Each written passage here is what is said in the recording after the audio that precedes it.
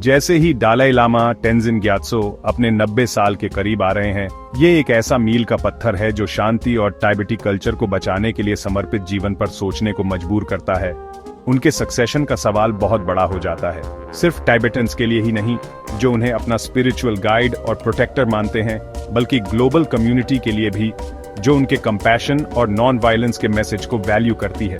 इस लीडरशिप की कंटिन्यूटी तिब्बती लोगों के लिए सबसे जरूरी है। इस सक्सेशन के इम्प्लीकेशंस तिब्बत की सीमाओं से कहीं ज्यादा दूर तक फैले हुए हैं, जो इंटरनेशनल रिलेशंस, ह्यूमन राइट्स और तिब्बतन बुद्धिज्म के फ्यूचर को छूते हैं। उन्होंने सुझाव दिया है कि उनका रीइंकार्नेशन तिब्बत में, जो चाइनीज कंट्रोल में है, या शायद बिल्कुल भी न दिखे, जो सदियों की ट्रेडिशन को चुनौती देता है और दलाई लामा लिनेज के फ्यूचर के बारे में गहरे सवाल खड़े करता है।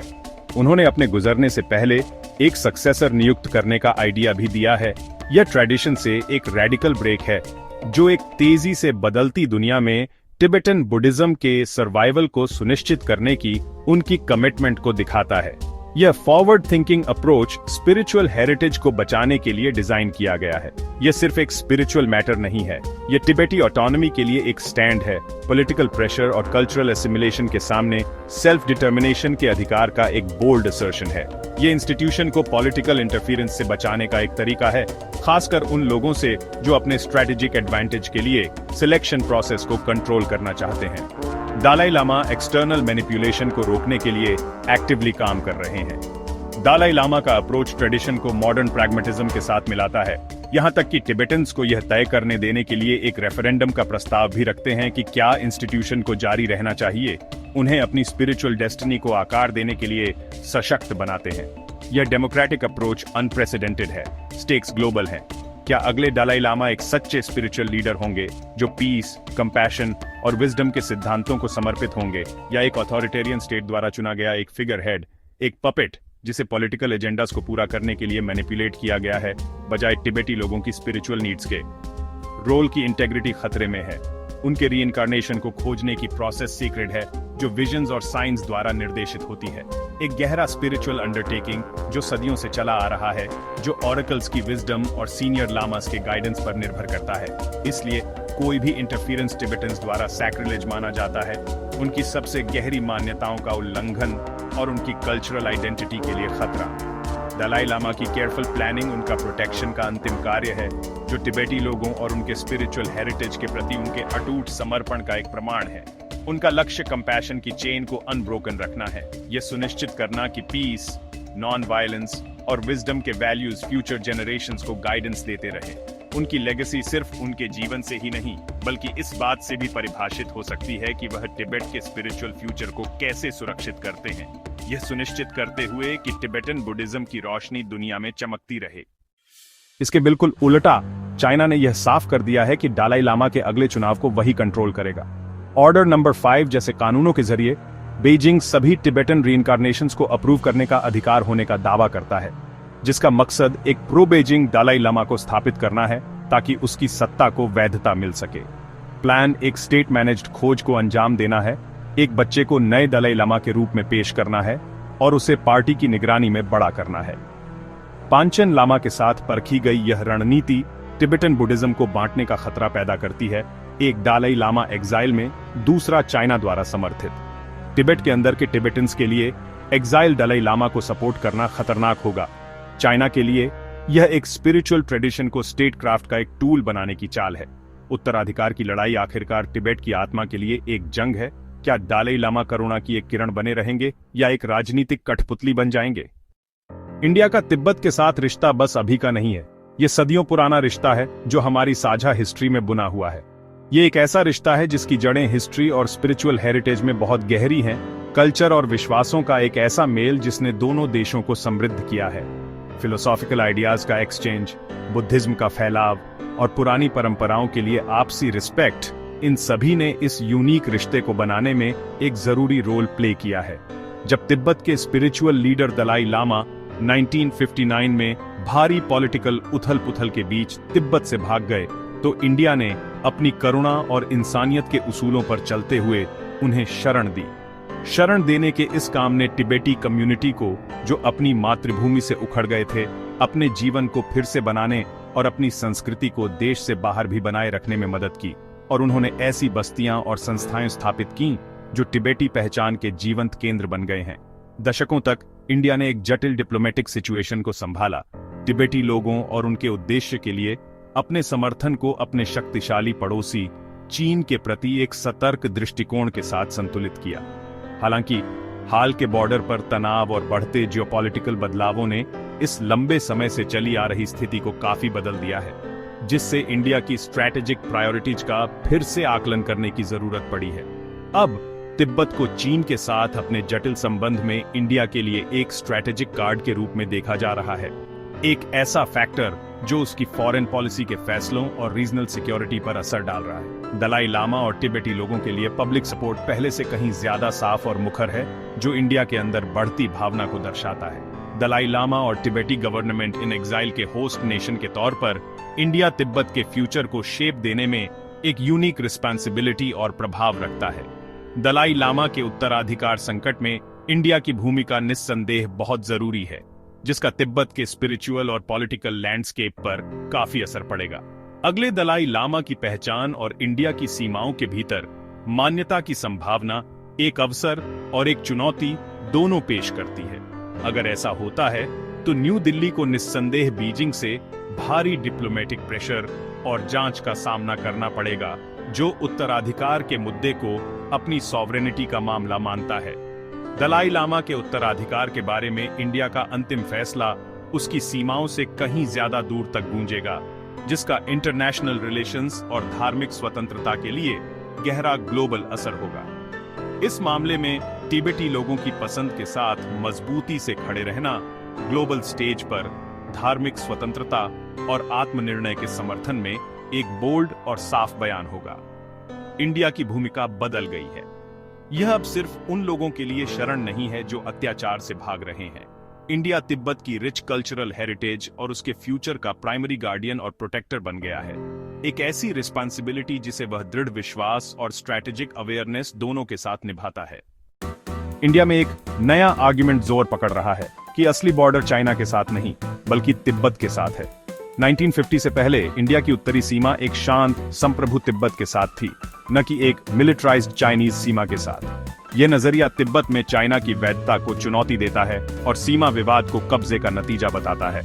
इंडिया तिब्बत सीमा पर जोर देकर इंडिया बीजिंग के साथ बातचीत के आधार पर सवाल उठाता है और अपने क्षेत्रीय दावों को मजबूत करता है। ये नैरेटिव बदलाव तिब्बत के स्टेटस को अंतरराष्ट्रीय स्तर पर जिंदा रखता है और चाइना को डिफेंसिव पर डाल देता है। तिब्बतियों के लिए यह उनकी पहचान और इतिहास की मान्यता है। जब इंडिया जैसी कोई बड़ी शक्ति इस भाषा को अपनाती है तो यह तिब्बती उद्देश्य को क्रेडिबिलिटी देता है। यह विचार कि इंडिया की सीमा तिब्बत से लगती है सिर्फ एक रणनीति से कहीं ज्यादा है। ये एक दबाए गए ऐतिहासिक सच की पहचान है। देश से बाहर दुनिया भर में फैले हुए तिब्बतियों ने बहुत मेहनत से अपने लिए कम्युनिटीज बनाई हैं, जिन्हें अक्सर लिटिल टिब्बट्स कहा जाता है, जो उनकी पुरानी मातृभूमि से दूर कल्चर और ट्रेडिशन के ठिकाने हैं। ये कम्युनिटीज तिब्बतियों को आपस में जोड़ने और परदेश में अपनेपन का एहसास देने का काम करती हैं। ये जगहें ऐसी हैं जहां कल्चर और लैंग्वेज को बहुत ध्यान से संभाला जाता है, पीढ़ियों तक आगे बढ़ाया जाता है ताकि तिब्बत का एसेंस जिंदा रहे। तिब्बती भाषा, जो उनकी पहचान का एक अहम हिस्सा है, उसे लगन से सिखाया जाता है और ट्रेडिशनल आर्ट्स व क्राफ्ट्स को पूरी श्रद्धा से किया जाता है। फिर भी इस फलते फूलते कल्चर के बावजूद हमेशा एक कमी और अनिश्चितता का एहसास रहता है। एक घर के लिए गहरी तड़प रहती है जिसे कई लोगों ने कभी देखा नहीं। ये खासकर यंग जनरेशन के लिए सच है, दूसरी और तीसरी पीढ़ी के एग्जाइल्स के लिए, जिन्होंने अपनी मातृभूमि के बारे में सिर्फ कहानियां सुनी हैं, एक ऐसी जगह जिसे उन्होंने कभी देखा नहीं। वे एक कॉम्प्लेक्स दुनिया में रहते हैं जहां वे अपनी प्यारी तिब्बती विरासत और अपने होस्ट कंट्रीज में जिंदगी की हकीकतों के बीच बैलेंस बनाते हैं। वे अपने मकसद को जिंदा रखने, अपने लोगों के लिए आवाज उठाने और ये पक्का करने की बड़ी जिम्मेदारी उठाते हैं कि दुनिया तिब्बत को भूले नहीं। तिब्बत के अंदर अपनी पहचान बनाए रखने की जद्दोजहद रोज की लड़ाई है, जो लगातार निगरानी में लड़ी जाती है। जिंदगी के हर पहलू पर नजर रखी जाती है। और तिब्बती पहचान जाहिर करने पर अक्सर तुरंत और सख्त नतीजे भुगतने पड़ते हैं। यहाँ तक कि अपने स्पिरिचुअल लीडर दलाई लामा की तस्वीर दिखाने भर से भी जेल हो सकती है, जो तिब्बतियों के रहने के दमनकारी माहौल का सबूत है। धार्मिक आजादी पर बहुत पाबंदी है और कल्चरल प्रैक्टिसेस पर रोक है। चीन की पॉलिसीज तिब्बती कल्चर को जानबूझकर खत्म करने, उनकी खास लाइफस्टाइल को सिस्टमैटिकली मिटाने और उन्हें हान चाइनीज कल्चर में शामिल करने के लिए बनाई गई है। इसमें कल्चरल साइट्स का नुकसान और धार्मिक प्रैक्टिसेस पर रोक शामिल है। यह नुकसान स्कूलों में भाषा से शुरू होता है, जहां तिब्बती भाषा की पढ़ाई कम कर दी जाती है या पूरी तरह खत्म कर दी जाती है। उसकी जगह मैंडरिन चाइनीज ले लेती है, जिससे आने वाली पीढ़ियां अपनी भाषाई विरासत से पूरी तरह कट जाती हैं। ये कंट्रोल मठों तक फैला हुआ है, जो तिब्बती बौद्ध धर्म का दिल हैं, जहां भिक्षुओं को कड़ी जांच और पॉलिटिकल इंडोक्ट्रिनेशन का सामना करना पड़ता है और ट्रेडिशनल मठवासी शिक्षा प्रणाली को कमजोर किया जाता है। दलाई लामा का उत्तराधिकार एक बड़ा मुद्दा है, जो पॉलिटिकल और स्पिरिचुअल तौर पर बहुत बड़ा महत्व रखता है। चीन सरकार सिलेक्शन प्रोसेस को कंट्रोल करना चाहती है, जिसका मकसद एक ऐसे पपेट लीडर को बिठाना है जो उनके एजेंडा के अधीन होगा। एग्जाइल्स के लिए दलाई लामा एक यूनिफाइंग एंकर है, उम्मीद और सहनशीलता का प्रतीक है और उनकी स्पिरिचुअल ट्रेडिशन को जारी रखने वाले हैं। उनकी मौजूदगी अनिश्चितता भरी दुनिया में स्थिरता और डायरेक्शन का एहसास देती है। तिब्बत के अंदर रहने वालों के लिए वह उम्मीद का एक सीक्रेट सोर्स बने हुए हैं। अंधेरे में रोशनी की किरण है, जिनकी शिक्षाएं और आशीर्वाद गुप्त रूप से पूजा पाठ के दौरान मांगे जाते हैं। अगले दलाई लामा सिर्फ एक स्पिरिचुअल लीडर नहीं है, वह सर्वाइवल का प्रतीक है। तिब्बती लोगों की अटूट भावना का प्रतिनिधित्व करते हैं और अपने धर्म और कल्चर के प्रति उनकी अटूट कमिटमेंट का सबूत है। अगले दलाई लामा को पहचानने और उन्हें गद्दी पर बिठाने की प्रोसेस सिर्फ धर्म से ज्यादा है। यह एक लोगों के फ्यूचर के बारे में है, उनके आत्मनिर्णय के अधिकार के बारे में है और लगातार दबाव के बावजूद अपनी खास कल्चरल हेरिटेज को बचाने की उनकी क्षमता के बारे में है। इस लड़ाई का नतीजा आखिरकार यह तय करेगा कि तिब्बती पहचान बनी रहती है, जीवंत और लचीली, या इतिहास के पन्नों में खो जाती है, जो इंसानियत के लिए एक दुखद नुकसान होगा। आज तिब्बत दुनिया के सबसे दमनकारी रीजन्स में से एक है, जिसे ओपन एयर प्रिजन कहा जाता है। सर्वेलेंस हर जगह है, कैमरास, इन्फॉर्मेंट्स और डिजिटल मॉनिटरिंग से डर का माहौल बना है। मॉनेस्ट्रीज को टाइटली कंट्रोल किया जाता है, मंक्स को पेट्रियोटिक री एजुकेशन के लिए मजबूर किया जाता है और स्पिरिचुअल लाइफ खोखली हो गई है। आम टिबेटन्स लगातार सेल्फ सेंसरशिप के तहत रहते हैं। दलाई लामा की एक फोटो भी प्रिजन का कारण बन सकती है। 2009 से अब तक 150 से ज्यादा टिबेटन्स ने सेल्फ इमुलेट किया है। कल्चरल इरेशर के खिलाफ एक डेस्परेट प्रोटेस्ट। फॉरेन जर्नलिस्ट्स और मॉनिटर्स को अंदर जाने से रोका जाता है, जिससे चाइना को हार्मनी की झूठी इमेज दिखाने का मौका मिलता है। रियलिटी यह है कि समाज सीज में है, उसकी कल्चर और फ्रीडम को सिस्टमैटिकली खत्म किया जा रहा है। तिब्बत का दुख इंफॉर्मेशन ब्लैकआउट के पीछे छिपा हुआ है, उसके लोग चुप हैं। एक समय था जब तिब्बत का संघर्ष ग्लोबल एक्टिविज्म और सेलिब्रिटी सपोर्ट से इंस्पायर था। आज दुनिया का ध्यान हट गया है। नए क्राइसिस और चाइना की बढ़ती इकोनॉमिक पावर ने सबका ध्यान भटका दिया है। जो देश कभी तिब्बत के चैंपियन थे, अब वे बीजिंग को नाराज करने से बचते हैं। ह्यूमन राइट्स के ऊपर ट्रेड को प्रायोरिटी देते हैं। इंटरनेशनल मैकेनिज्म फेल हो गए हैं, यूएन रेजोल्यूशन ब्लॉक हो जाते हैं और ह्यूमन राइट्स रिपोर्ट से शायद ही कोई एक्शन होता है। तिब्बत के लोग खुद को अकेला महसूस करते हैं। उनका मुद्दा ग्लोबल प्रैक्टिकलिटी की वजह से साइडलाइन हो गया है। दुनिया की चुप्पी मिली भगत है, जिससे दमन जारी है। तिब्बत का भाग्य ह्यूमन राइट्स और कल्चरल डाइवर्सिटी के प्रति दुनिया की कमिटमेंट का टेस्ट है। अगर तिब्बत को भुला दिया गया तो दुनिया अपनी अंतरात्मा का एक हिस्सा खो देगी। दलाई लामा के जाने के बाद सबसे संभावित नतीजा दो विरोधी उत्तराधिकारी होंगे। एक, जो एग्जाइल कम्युनिटी चुनेगी, वह एक आजाद तिब्बत की उम्मीदों को दिखाएगा। दूसरा, जिसे चाइना स्थापित करेगा, वह एक राजनीतिक हथियार के रूप में काम करेगा। यह विभाजन देशों और धार्मिक समूहों को पक्ष चुनने के लिए मजबूर करेगा, जिससे बीजिंग के साथ टकराव का खतरा होगा।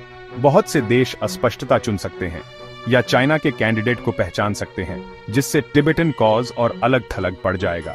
यूएस ने उत्तराधिकार में तिब्बतन ऑटोनॉमी का समर्थन करने वाला कानून पारित किया है, लेकिन वैश्विक संकल्प अनिश्चित है। तिब्बतन्स के लिए 2 दलाई लामा भ्रम और दर्द को गहरा करेंगे। तिब्बत के अंदर एग्जाइल लीडर के प्रति वफादारी खतरनाक होगी। वह संस्था जिसने एक बार तिब्बतन्स को एकजुट किया था, विभाजन का प्रतीक बन सकती है। यह बीजिंग का लक्ष्य है, तिब्बतन एकता और भावना को तोड़ना। जब तिब्बत इस ऐतिहासिक मोड़ पर है, उसका बचना तिब्बतन्स और दुनिया दोनों के चॉइसेस पर निर्भर करता है।